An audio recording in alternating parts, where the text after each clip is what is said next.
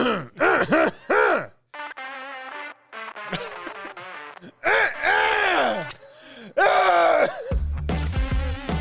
the pinky.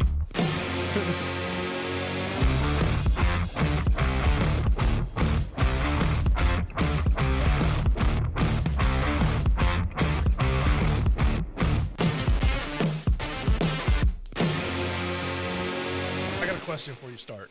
Huh. Have you ever gone to the bathroom and you just feel lighter? Like springy on your toes? Yeah.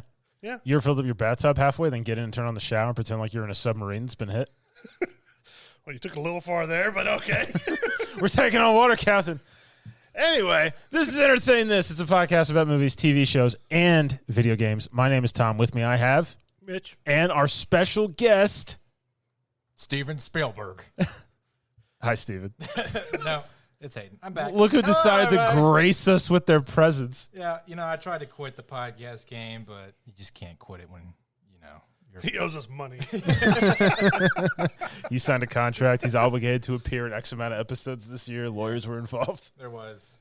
All of our negative net gain is coming to fruition. So, all right, well, it's your show, Tom. I'm just a part Is of it my show? Yeah. It's mine now? it. For today. You're fired. Mitch, throw him out. Thank God. I'm going to go take a nap. Good. Somewhere else, though. So before we dive into the meat and potatoes of this episode of Hayden's top 10 everything and trivia, I like social. potatoes. I like meat and potatoes, too. I just had meat and potatoes. Well, la-dee freaking da. And Tom's toilet just had meat. I'm really glad I have two bathrooms. It's just social media. You go to entertainthispodcast.com. Oh, yeah, hold on, I forgot. Well, you go to entertainthispodcast.com, which will take you to our Facebook group and page. You also go to our X, which is entertain or at this entertain. You also go to our Instagram, which is entertain.this. You can go to our YouTube and our Facebook, or YouTube and to our TikTok, which is entertain this exclamation point. And then you can check us out on the Planet X Network, brought to you by Pod We Nation. have a lot of X's. Pod Nation. Yeah, we do. Concerned about that. Mitch just slowly turn this into a... So far, we only have two. We haven't gotten to three. Once so we hit three, we're going I'll to have start a taking problem. my jacket and stuff off. No, Please no, please wear more Did clothes. you talk about the Twitter switch over to X at all on this? I I think the we fact mentioned that it. it's now. I know, but like We- when it happened, I was also like, didn't care. I was like, "What is this app?" I almost deleted it. So Doesn't matter. Y'all don't use it. your guffawing is shaking my Red Bull, Mitch. They're shaken, but not stirred. So, the meat and potatoes of this episode, several episodes ago, we did my top 10 movies, TV shows, and video games. Mitch had done his top 10 sames. Yep. And now, since you decided to be back, we get to do yours. It's a Hayden episode. If you want to change to something else, go for it. The body is ready. I forgot top 10's not on there at the moment because he wasn't here. Oh well. Top 10. All right, what are we just starting with? We're going to go with movies first. Okay, let me scroll. Movies. Should I start with number 10? Yes. Okay. No, start with 6. All right. Number 6. Now, number 10, I picked Forrest Gump. Really? Yeah. That's a top 10 movie for you? It's a great movie. It deserves to be on this list. For sure. Is it not on your top 10? No. No, Why? it's just not. It's just not. Oh, well, It's a good movie, but it's not like... it's one of the best movies ever made. It is. It's a slice of Defend life this. Americana, okay? It's got more character depth in just those 2 hours of movie. What is it, like 2 hours and 20 minutes? I don't know. Of movie than, like 3 trilogies combined and others. Like, you learn more about Forrest Gump when he sees his kid for the first time in just that small interaction with no words. Yeah, 2 hours into the movie. Yeah. But, like, all that buildup, that's like the keystone of that movie for me. That every time I watch that, I'm just like, That's what gets you? yes. Because he spends the whole movie not caring that he's stupid. And he knows his limitations, but he doesn't care. He still defies all of his Yeah, expectations. he's still an All-American football player, Medal of Honor recipient, Yeah. millionaire, Gold medal ping pong. gold medalist. and even all those loyals, he doesn't care because he's just trying to do the right thing. And, despite being stupid. And then when he sees his kid, like he realizes he's procreated and has spawned another human being then he starts to care. And that part, every time, cuts me deep. Is he like me? Yeah, but he doesn't say it like that. He says like, he does a little like lip quiver in the eye thing. I'm just like, he takes a step back and everything. Cuts me deep. Huh. Yeah. That's why we call him Simple Brandon. Make fun of me all you want. Please help me. It's an Oscar-winning movie. You know, It is. No, you Simple Jack now. But on neither mine or Tom's list do we have any Tom Hanks movies, actually. no Tom Hanks movie broke the top 10 for us. Really, you don't have Saving Private Ryan in there yet? No. Well, this is the right top 10 list if you're interested. So. Oh, Yeah, here we go. we missed this. Yeah, where were you? Go back. Please no. There was nothing out there. All right. So do I keep with movies or do I move on to something else? No, movies. We go through the 10. We go through the whole list. Number 9, Count of Monte Cristo. With Jim Caviezel. Mm-hmm. That's a good movie. Not what you wrote down. You said to change. Oh, yeah. I had some replacements in there. You're right. So Princess Mononoke. I changed that one out because I was doing a lot of anime for TV, and I was like, I can't talk about anime without having Studio Ghibli films in there. Princess Mononoke is like the best Studio Ghibli. It's probably the best anime movie, ever. So, have you not seen that movie? I haven't seen this one yet. Princess Mononoke is amazing. It's got the best, Is this what, Miyazaki? Miyazaki. It's got the best, so Miyazaki is a purist. He has to everything has to be hand drawn. It can't be having any computer, assistance whatsoever. And it's quite good. I watch it at least once a year. That's how I do my rankings. Is if I will see something consistently, then I'm going to put it on my top 10. Okay. So, yeah. All right, number 8, Blade Runner. Yeah, I'm not surprised that made it to your top 10. Now you're talking about the original, correct? Oh yeah. Yeah. I figured that, but I just want to make sure. Not with older, I want my family back, Harrison Ford. I like 2049. I think that if you're a true fan of the original Blade Runner, you'd appreciate the sequel. Okay. But the original being, way ahead of its time. That's why it probably didn't do very well. The novelty of what's his name, Dick? The guy who did the books, Do Androids Dream of Electric Sleep? Well, I don't remember his name. But anyways. You're looking at me like I know it. Well, you're a learned fellow. I just assumed. I know Mitch doesn't. He didn't look at me. It's like, look at Tom, like, maybe. Look at Mitch, no. It's like, wrestling. Tom might know this.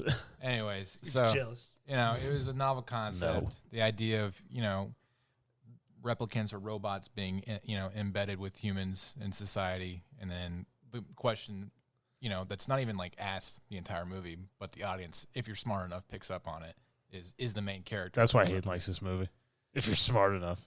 I mean, there's a lot of people who are like, no, they're not talking about that. So when you were like a little kid sitting there in like your like short overalls and your collared shirt, your bow tie, and your hair doing the alfalfa thing in the back, with your big glasses on, look at the TV when you were like 6, you were just like, this movie's way ahead of its time. Well, I didn't watch Blade Runner until well in my 20s, but yeah. But yeah. Hayden watched it when just like, yes, this is good. This is good cinema. It was one of the first movies where I was like, I'm an Artur. trying to understand a movie beyond what you're just Watching. Accumulating through your first watch. Number 7, The Matrix. The original or the whole trilogy? Oh, the original. Well, I mean, you can include the trilogy if you want, or just the original. Okay. Just the original. The trilogy gets off into the weeds, and they try to make it something bigger than what it is. Okay. And then that's what inevitably leads to the terrible fan fiction film of the 4th movie. And the first one's, it ends with him like using the powers outside the Matrix. Yeah, right? that's Okay. good enough. You don't need any of that other crap. Okay, that's what I thought. I couldn't remember if that was the first. Because I've seen the first 3 Matrix films. The first one's still the best one. Oh yeah. It's it changes again. It's one of those science fiction movies that changes the whole ideology of what you think. The whole idea of you are in the science fiction. The common man is a part of the computer program. And stuff Trapped like in that. the Matrix. Well, Follow the white rabbit. It was kind of cool that they could have left it as that one movie and been done, and that would have been good as well. Yeah, I agree entirely. Because you realize he's unlocked himself and he flies off at the end. But it was too late for Warner Brothers to realize they had lightning in a bottle, and they were like, "We need to make more money out of this instead of putting money as we should have up front more into this movie." Mm-hmm. So, and then the Wachowski brothers or sisters have really, really bad follow through. So, number 6, Frailty. What is this movie? I never heard of this movie. Bill Paxton's I think his only directorial debut. And I think he got an Oscar for it, but it's got Matthew McConaughey in it. Yeah, I don't know this movie. And all right. Booth, Powers Booth. Yep. Yep. Yeah, He's Curly in it. Bill from Yep. Tombstone. He's the antagonist of this movie. Great movie. You're kind of, it's one of those movies where you're led to believe a certain thing, and then What's it about? I don't think I've ever seen it. so Matthew McConaughey is dealing with his father's death, who's Bill Paxton, and he's narrating kind of while hanging out with Powers Booth about his childhood and hanging out with his father and what happened to his father, and then it all comes kind of full circle in the end. I'm trying not to give too much away, but Powers Booth was his father. you should watch it. It's a great movie. It's definitely a very 90s movie, but it's one of those keystone 90s movies that people forget about, and it still feels very of the moment and relevant. So I enjoy that one a lot. Number 5, Last Crusade. I actually expected this to be higher on your list, just as much as you like Indiana Jones. I figured you would have not picked The Last Crusade. I thought you would have picked Raiders of the Lost Ark. No, I think Last Crusade is better than Raiders of the Lost Ark. I've always thought that. I'm glad you finally have. Last I Crusade never disagreed with is the that. third one, right? Yes. Okay. The one with Sean Connery. I think Junior. I think that the Look what you did. I think that and if you've ever done a good chunk of deep dive into the background making for Last Crusade, it wasn't supposed to be that. It was supposed to be Indiana Jones and I don't know, some sort of Squid aliens. something crazy. It wasn't aliens. It was some druid cult or something like that, and it was going to be in Scotland. That's why they ended up shooting some of it in Scotland. But the fact that they that was Lucas's pitch for it, and Spielberg was the one that actually reeled it back in and did something more. And it's time to go with our bread and butter. Nazis. Yeah, Nazis and Bibles. So, it was Chinese. It was going to do some Japanese-Chinese folklore is what they were going to go with. So That would have been cool. yeah, We but should have did that for Crystal Skull. I don't know what it is, but nobody's taking any creative direction from George Lucas at all anymore. So I don't know what it is. Speaking of Nazis, you're number 4. Yeah, Saving Private Ryan. So I mean, the greatest war movie ever made. I just went through. That's why I was gone. I was gone out of Army school for a month, and they consistently reference this movie in every Army anything. The first 15 minutes of Normandy, because I feel like this movie really gets pitched a lot because of the Normandy sequence. well, so that's the last big, huge. Well, it's the most famous big, huge battle that of an American invasion where we're the invaders. But we're the good guy invaders, so Well, because that land had been taken over by the Nazis. yeah, but we're still spearheading in France. We were invading to help the people that already lived there. I agree. Yeah, France, a place that was only designed where the English and the Germans could settle the differences. So and then the Americans show up and Blow it to kingdom come. yeah, and it's wild. But yeah, the visceral violence in that movie is just They set up a hotline for veterans for watching the movie for just because of the D-Day sequence. yeah. There's a lot of survivors who were just we're watching it and they just PTSD from it. I actually saw this YouTube video not too long ago where it was surgeons reacting to what the Saving Private Ryan invasion sequence. Yeah. And they were just watching dude, that guy's dead. Yep, he's dead too. He's going to bleed out. The surgeon's just watching all the guys carrying his own arm, So that's the big thing is modern military philosophy is, if somebody gets injured, you have to help them or at least give them the opportunity to help themselves and, have contingency plans to help people. But that's not the case because if you take time to help somebody in Normandy, in the D-Day You can't battle, stop. You can't stop. And I remember listening to an interview with Spielberg, and he was talking about once he yelled action and the 15 minutes of chaos of a battle scene would go off, he had no control. And just had to wait till it died down. He had to wait till everybody hit their marks and the battle was done, the faux battle was done. And part of me was from the film side, that's got to be nerve-wracking because you're spending probably millions of dollars each second with all these explosions and whatnot going on. Dudes with like the little lead packs or whatever. Yeah. Just go, Yeah, just dying all left and right. You know, and if you have like a camera malfunction, you just watch and go through. It's another dress rehearsal. You know, so good job. Do it again. pretty much. You know, so that's wild. But that's what a battle is. I mean, like, when you initiate go, you fight till you're dead or till you kill the bad guy. There's no like, all right, cut. Let's do it again. Time. Yeah. Number 3. This is where I get into my sci-fi because sci-fi dominates my list. Number 3 is Alien, the greatest monster movie ever made. So It's creepy, but I liked Aliens better. Yeah, Aliens is better. No. And Predator is better than Alien. Yeah. Yeah. Oh, sorry. Now, I think It's his list. It's his list. I chose Alien because I feel like they did a good job because the alien itself is not scary. It's just a goofy looking weird latex black thing that runs around and It's screams. the fear of the dark. But what you don't see and just enough of what you do see of the alien where they play like, you know, They pulled the Jaws. yeah, less is more, you know, and just enough where you realize if you see just like its mouth or its hand or something, like, you know, enough of it not being human that your imagination runs wild.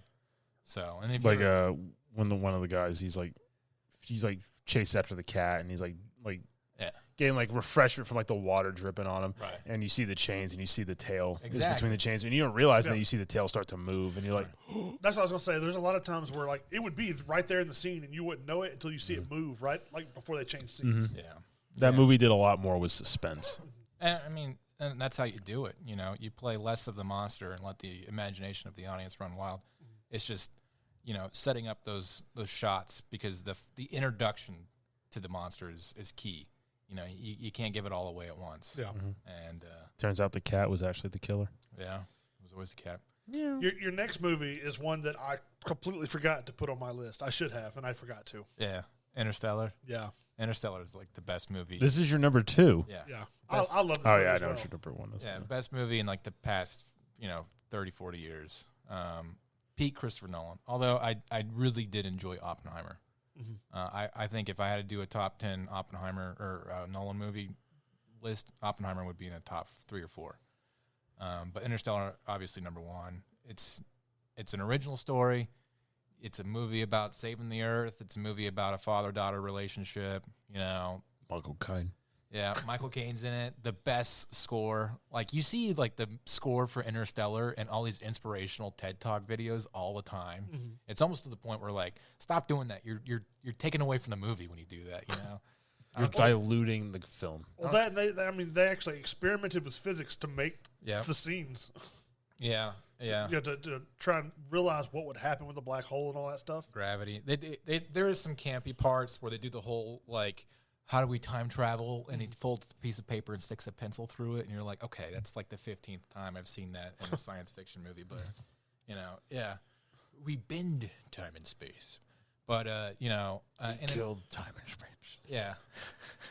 then they do a whole lot of, like, blasé talk about, how gravity works. And you're just like, whatever, get to the cool stuff, But That's for stupid people in the audience. right. But it's definitely the part where he says goodbye to, or he sees Merv, in a flashback. Merv. Murph, his daughter, Murphy. Yeah. All right. He sees his daughter, like, Oh yeah, and he's like tapping on the bookshelf from the yeah. otry side. Yeah, you're just like, no. That part gets And you. then just Yeah. the meme of him sitting there. Yeah. He starts like, Well, that's crying. because he realizes he's lost 40 something years, because when they're on that other planet, and what's cool is like you actually can hear the beat if you go back and watch it, and they planned it to where every time it like ticks, that's another year that he's just missing while he's on this planet. Yeah. And it's going. And that's the thing about Christopher Nolan and that I like a lot. It's to sometimes his own discredit, he puts so much stuff into the recipe where you're just like inundated and you're just overwhelmed. Like, I have no It's like idea. overloading a recipe. Like Tenet is I think a prime example of that. But there's enough for Interstellar where you just see a scene and you know it's really cool and you can't understand why, and all those subliminal messages kind of hit you, and then you watch it for like the 15th time and you're still picking up something new. Yeah. So And then Hayden's number one film. Dun, dun, dun, dun.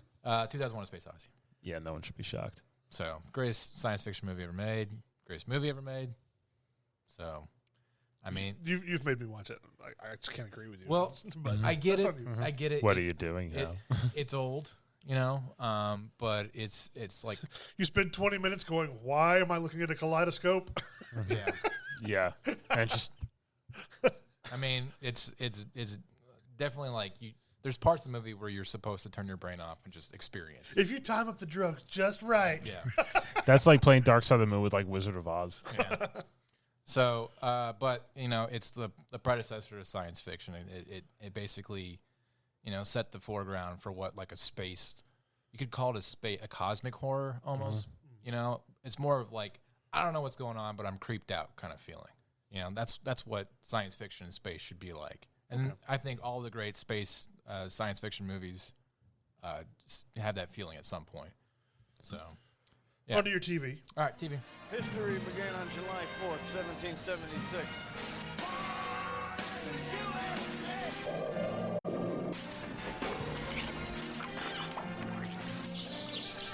Stay clear.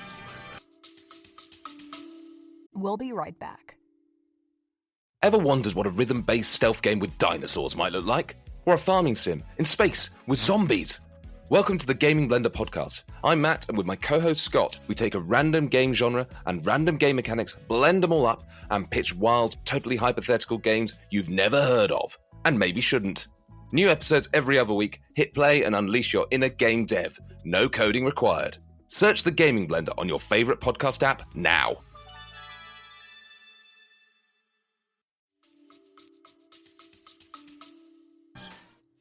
All right. So my rules for TV. If I've watched it more than once, it goes on my list. Unfortunately, there's only like 9 shows that I've watched more than once.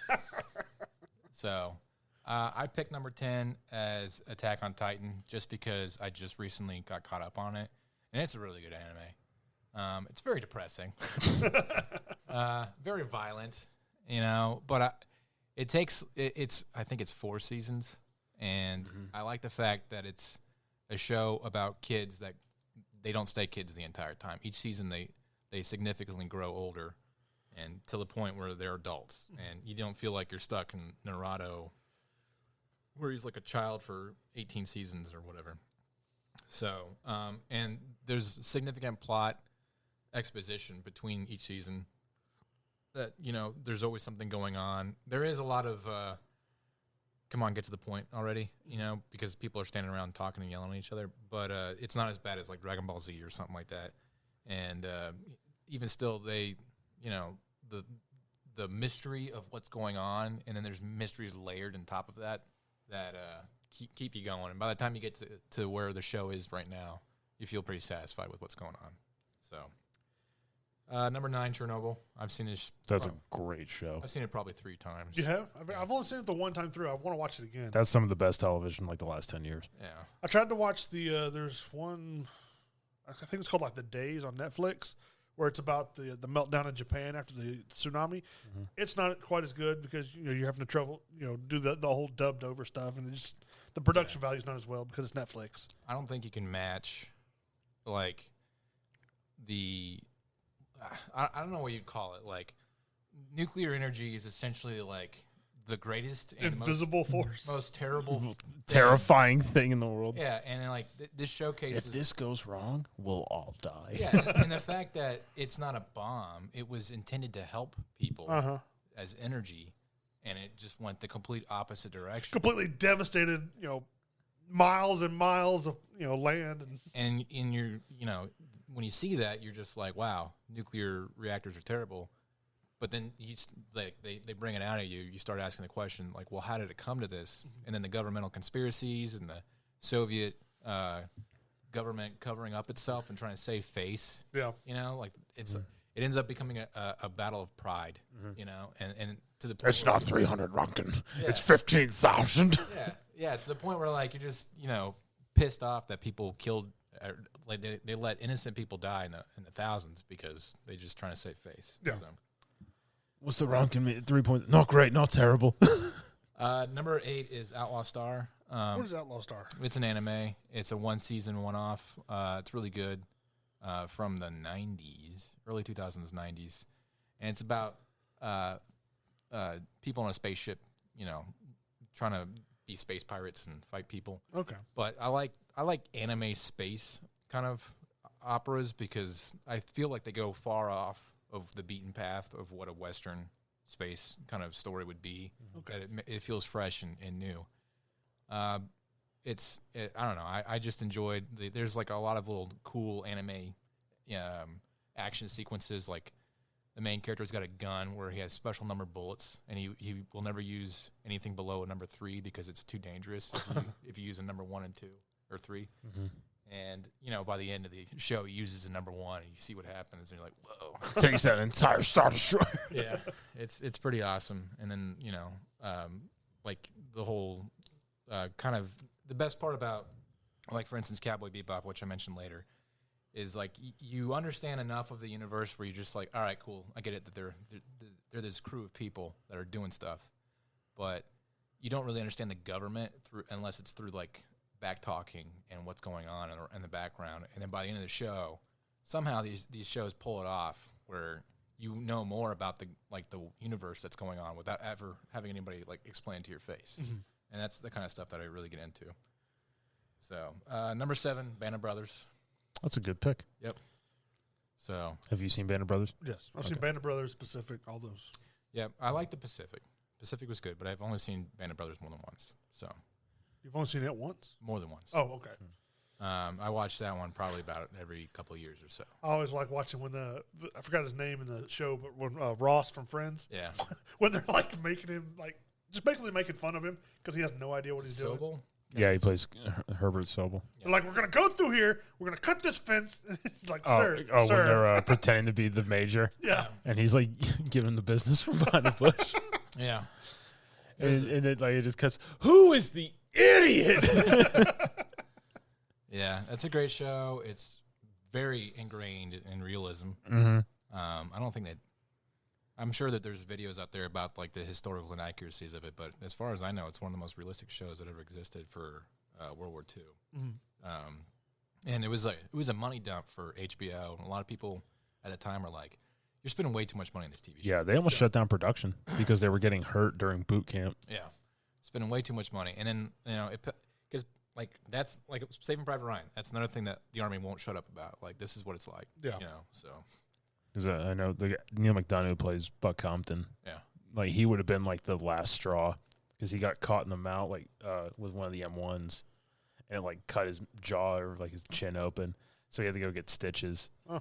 And like they checked it, they like literally like in his like their World War II stuff like went to a hospital and checked him in under the name Buck Compton, and he got stitches. And they were just like, "Was that a bug on your lip?" He goes, "Shut up, nobody tell HBO."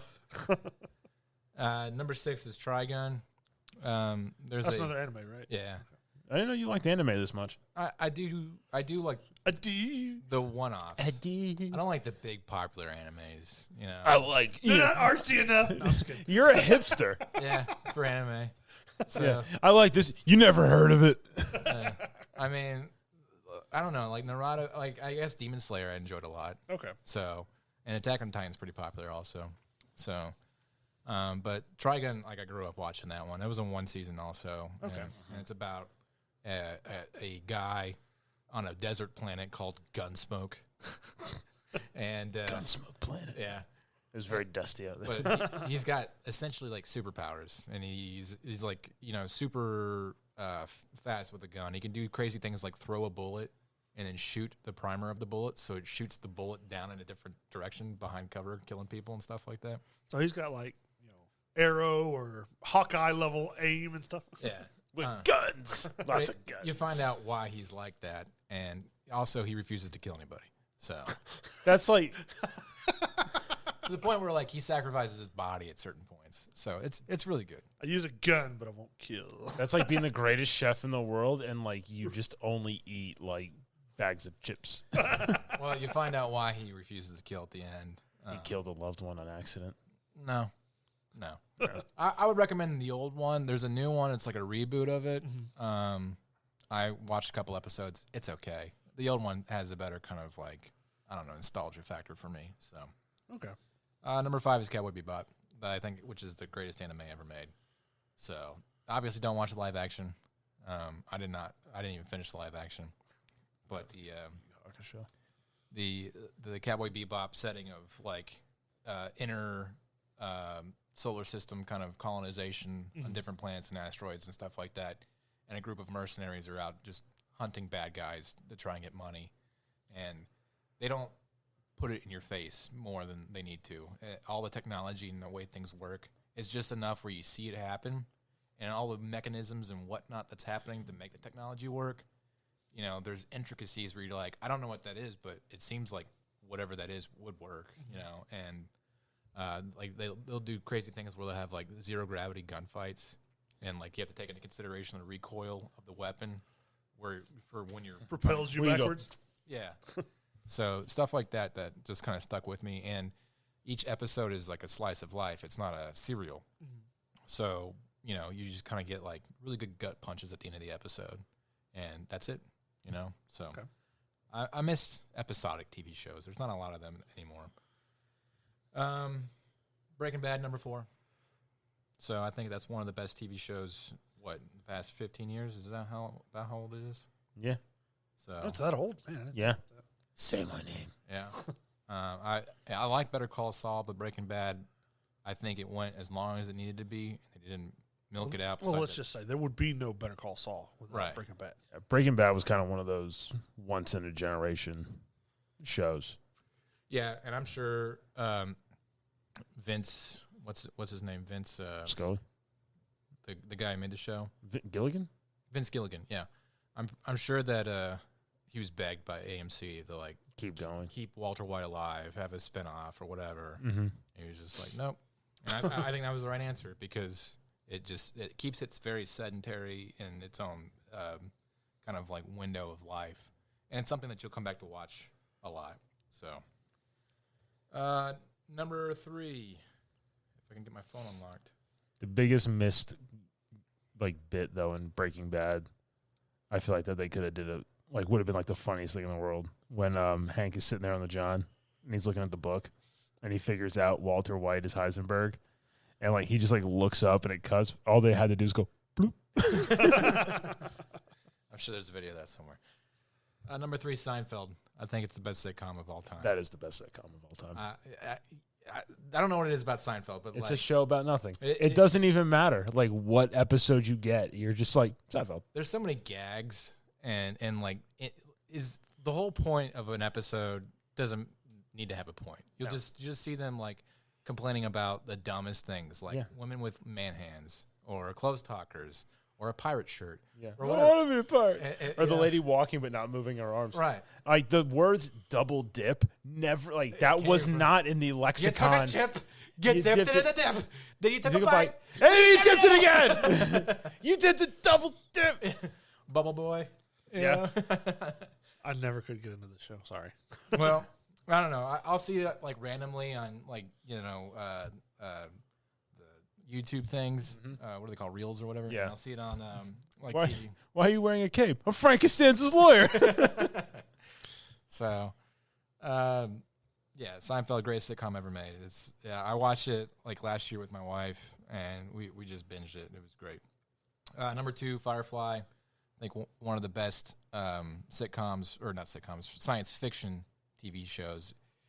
It's serial, but it got ended. It got canceled before its time, and even still, that it's just one season. It gave you enough of that universe where you really felt satisfied, and you did want more. And the movie gave you sort of more. It wasn't enough, and I like the symposium of people thinking about what it could have been, just as much as I do the original show. Yeah. So it's a great show. It gives you an awesome universe, cool idea, way to do a space opera kind of TV show that's not Star Trek, something different. Or Star Wars. Yeah. So that being said, number 1, The Next Generation. Greatest TV show of all time. I'll have to give it to you. It is a good show, and could not stand Star Wars until he showed it to me. Star Trek. I mean, Star Trek. Sorry, yeah. I like Next Generation the most against the original Star Treks or the movies. Yeah. Or it's the best Star Trek. Yeah.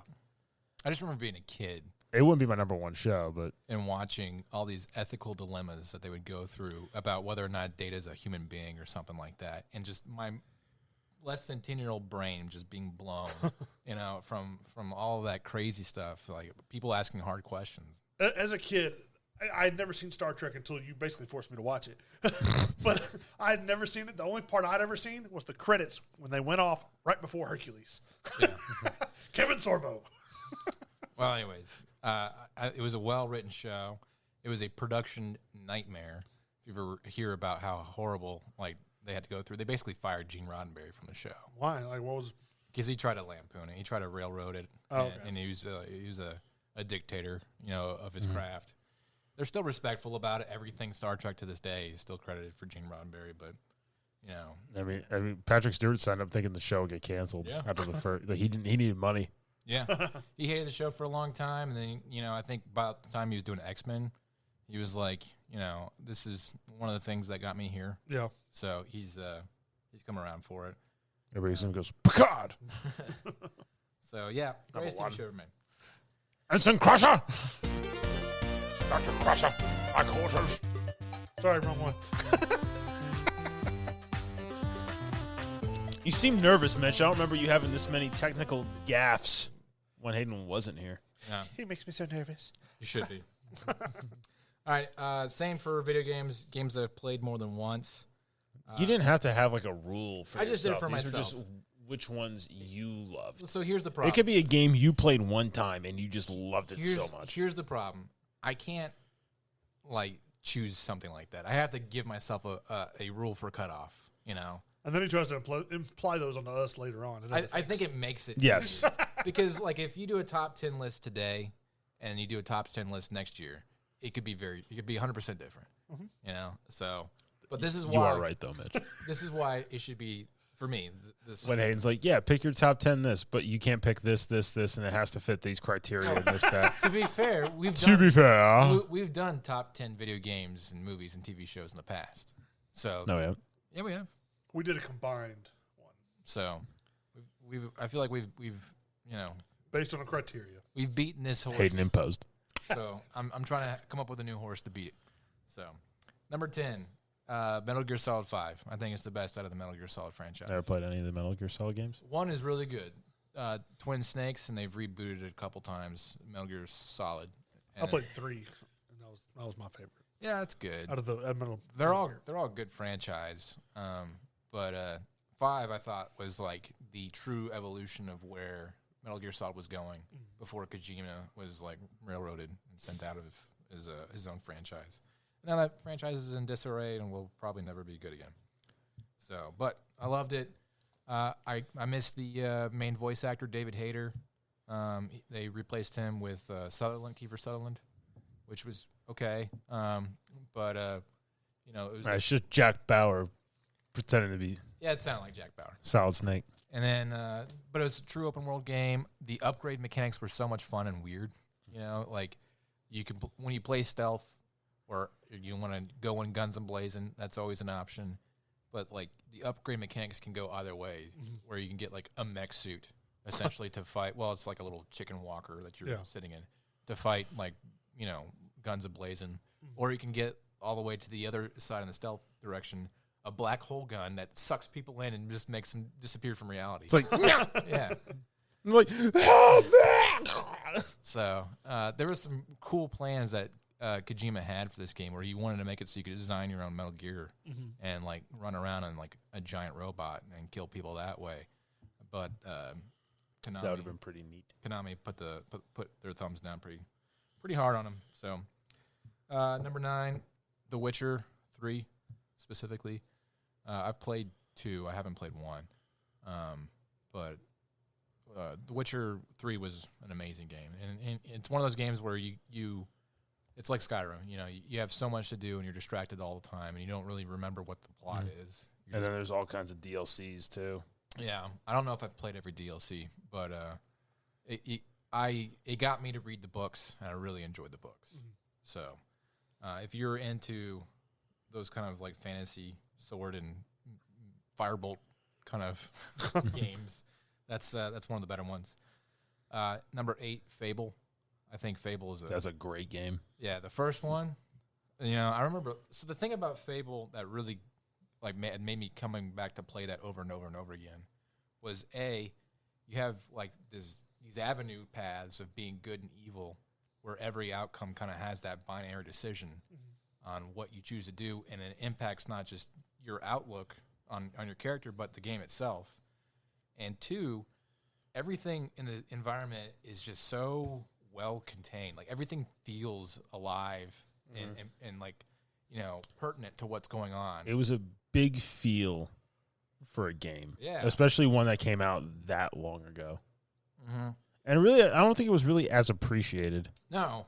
It did so well that they actually released a DLC that was another disc because they didn't have downloadable DLCs at the time. Mm-hmm. You had to go to GameStop and then buy it for like $20, and then they gave you the disc and then just put it onto your game. Mm-hmm. So I thought that was fun. But the I don't know why it's not realistic. They're kind of cartoony looking characters, but like the way the characters spoke and the action and the dialogue and the goofiness of the game just made it really feel like it was its own identity, and that you could literally do whatever you wanted. Yeah.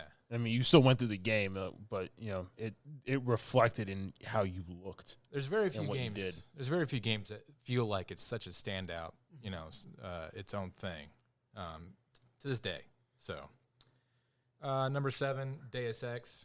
I don't know if you guys ever played that. Human Revolution, I think, was a sequel. Dance Dance Revolution. I can't remember what the one that I really like is, but I think it's just called Deus Ex. Anyways, that was a really fun game, and it was a cyberpunk before cyberpunk. You're a dude that has like, robotic attachments, and you can upgrade them the more you complete the game. And you can do stealth or action or whatever, and whatever. And it's in Detroit, so it's crime-ridden Detroit. It is crime-ridden Detroit. I feel like Hayden played as whatever. It's like go rob this bank, and he just walked in. and was like whatever. And it's like mission complete. I played the money route where like everything that I did would give me like access to unlocking computers and finding ways to get more money so I could get faster upgrades and stuff like that. That was always my thing. And then I had the best gun in the game is the starter pistol because when you put everything into it, it's like you can't be detected at all. You can just snipe people, get armored or not, they're dead. It's like when you unlock sneak, like 100. Yeah, it's a great game. I played through that game at least twice, and I enjoyed that a lot. Number 5, Halo. I think Halo 2 would be my favorite of the Halo franchise. Okay. Halo 2 is a good pick. Yeah. So let's say Halo 2 or 3 are the best ones. Yeah, I never played 1 or 2 until last year. So, I really like Halo 1, but I love it more, I think, for the story. Yeah. Than the gameplay. Halo 2 was a great story, but great gameplay. The only people who play Halo 1 to this day are people who have played it before the other games came out because you have a nostalgia factor. Mm-hmm. So, that being said, I think Halo 2 doubles down on that. It felt like an actual sequel. And then the remastered version. Yeah, they're good. I mean, the cutscenes. Yeah, they're like beautiful. That's a movie. They're beautiful. That's like an early 2010s movie. But Halo 2 was the first like competitive shooter that I got really into. So yeah, I remember dual wielding being like, oh. So everybody else was like, oh my god. Yeah. Number 4, Resident Evil 4, the best Resident Evil game. That's where Leon Kennedy's in the village. Yeah. That's the weird crocodile monster. Yeah. Like if you shoot into the part where I don't know if you guys play this, but there's like I didn't play it, but I remember seeing it in like a Game Informer magazine article. Yeah, there's a level where he's like on a boat. There's a boat out in the middle of a lake, and you have to like figure out how to get to it, and then thus begins a boss fight. But if you go out on this dock and you just shoot into the water, a giant sea monster just goes, meow, and just eats you. Like I remember like just going, like I knew there was a boss fight coming because it was quiet in a big open area. So I was just taking my time kind of exploring. And I was looking in the water, And I was like, I wonder if there's anything down there. So I just shot. I screamed so loud when that thing ate me. I was like, who thought of that? Who's the jerk? Who's the sick bum? So you did what I did when the spider scared me and grounded. Yeah. Everybody's got those moments. So, but Resident Evil 4 is a great game. Awesome upgrades mechanic system. Great inventory management system. Lots of fun. The action was awesome. The pacing between horror all the way to action, and then when you forget that horror was a part of this game, it throws you right back into that. So if you've ever played far enough in the game, that dude in the oven, that's a good example. But yeah, number 3, Mass Effect. If I had to pick, I think Mass Effect 2 is the best. I really like Mass Effect 3. The problem with Mass Effect 3 was the ending. So I think gameplay-wise, 3 was the best. Story, decisions, having all of the decisions of the previous 2 games import into a third game. So, if you and I played the franchise, by the time I got to 3, the game would be different for me than it would be for you. Okay. And I thought that was a really cool concept.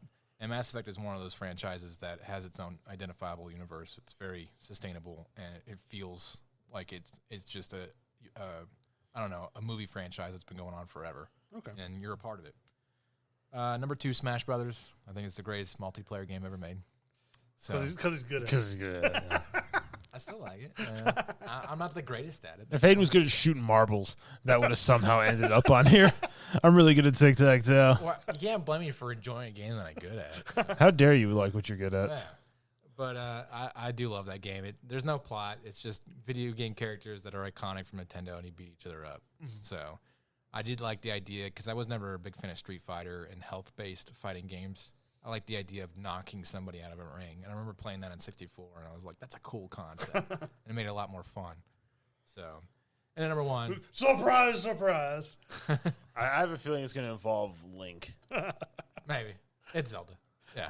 Which Zelda game? So that's the problem. I just put Zelda down. It's the franchise. Yeah. It's okay to be the franchise. Ocarina of Time, I think, is probably my favorite game. It's not Skyward Sword? No. I don't like Skyward Sword that much. Ocarina of Time was probably my favorite game because that's the first. I mean, I played Link to the Past, but that's the first time I was like, Zelda's the greatest thing ever, was Ocarina of Time. However, Breath of the Wild and Tears of the Kingdom, they're a huge divergence from the commonality of Zelda games in the past. But I can see why I did that, to try and make it a fresher franchise, and I enjoyed that a lot too. So there's some diehard Zelda fans that don't like the new stuff. I think they're all fun. So, there you go. There's my top 10 everything list. I want to play a game. Oh, crap. It's been so long since we've done this. What are we doing? Where's your buzzer? Is that going to be confusing? Yes, it is. I didn't know who was hitting what. Me. Okay. Anyways, did you watch this movie? Nope.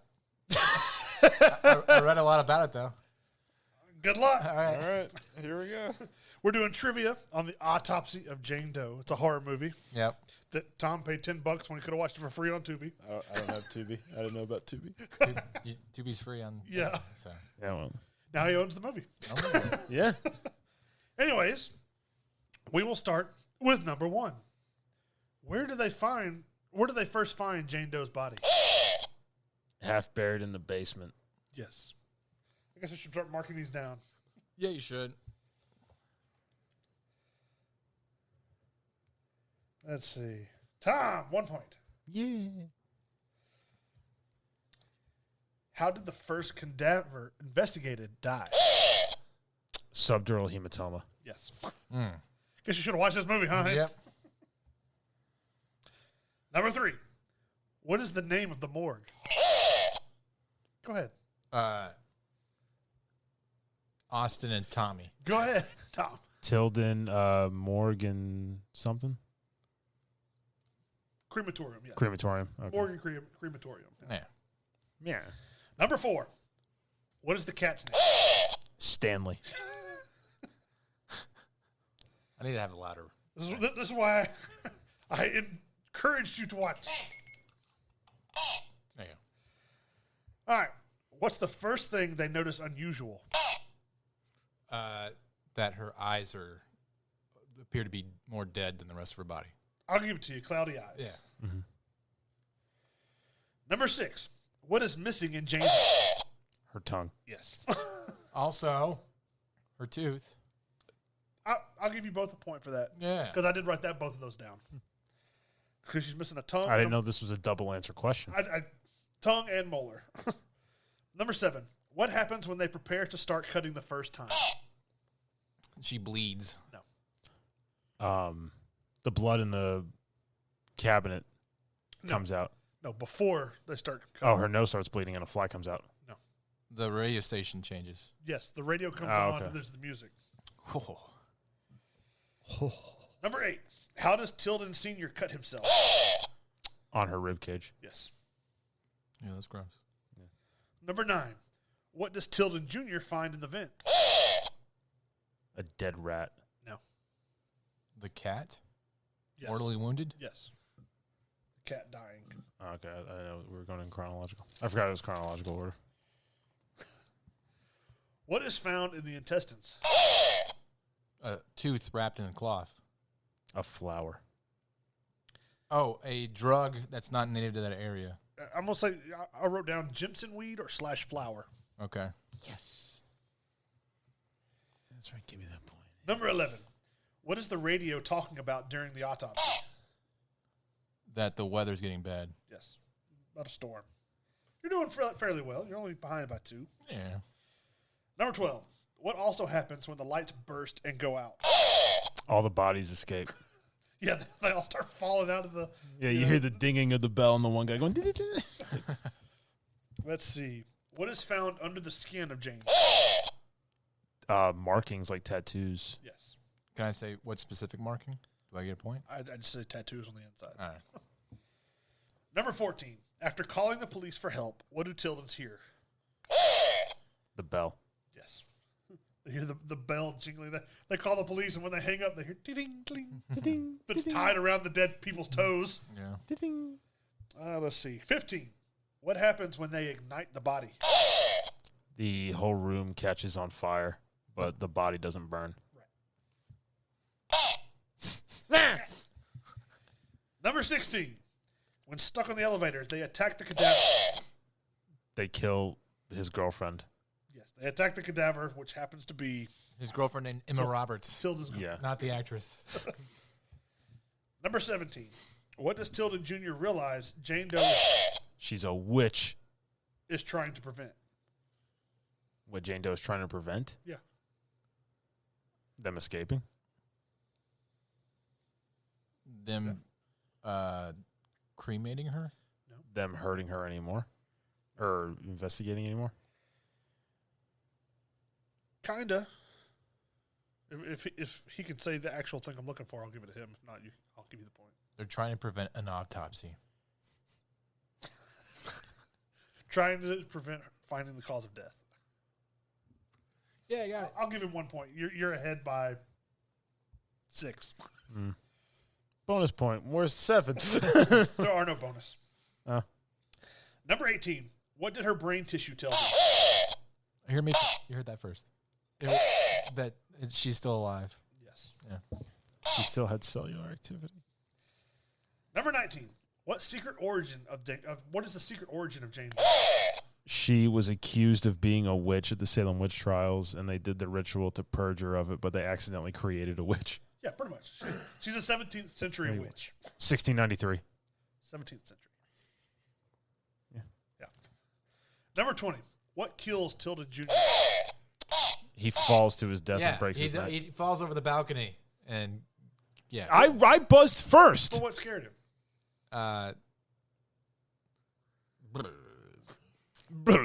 That's how he dies, but what scared him? His girlfriend is a zombie. His dad. Yes. All right. And that's it. That's all. Woo! I lost. So We're back. what's his punishment to I add to don't the know. other ones? I didn't expect to win. I don't know. Oh, let's see what we can find here.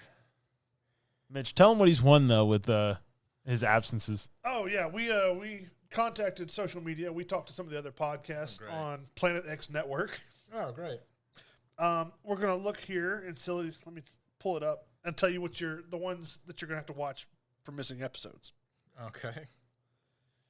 You have to watch. Well, did I scroll too far? No, you can't find it? That's Oh no, I'm looking. Oh, well, you ready for my punishment? Yeah. You have to watch Strays, In theaters? the 1991 movie. Okay. It's about killer cats. All right. You have a lot of punishments. You're gonna have your own episode. Strays, 1991. Prepare yourself, Hayden Brandon. Recommended by our fellow podcast on the Planet X Network. You have to watch Chairman of the Board, Chairman. Chairman. starring Carrot Top. Oh, man. Leprechaun 5 in the Hood. I think we watched that. No. No. All right, fine. But you're going to. And The Baby, which is a 1973 film. The baby. Yeah. Bye-bye. That's just the cover of it. Have you guys seen Only Murders in the Building? No. For season 3, they're trying to do a musical about a murderous baby. And people are like, babies don't murder people. Well, that concludes Hayden's Grand Return episode. Just you enjoy being back. Yeah, Punished 4 times. it's great being back, guys. Welcome back, buddy. So, Anyway, I'm Tom. With me, I had Mitch. and Hayden. we were entertained this, so I hope you enjoyed the episode. Mitch, play us out. Laugh it up. I told you to watch the movie.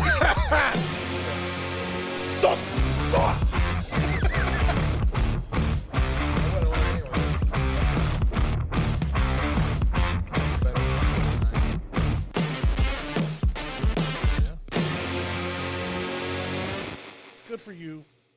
Maybe.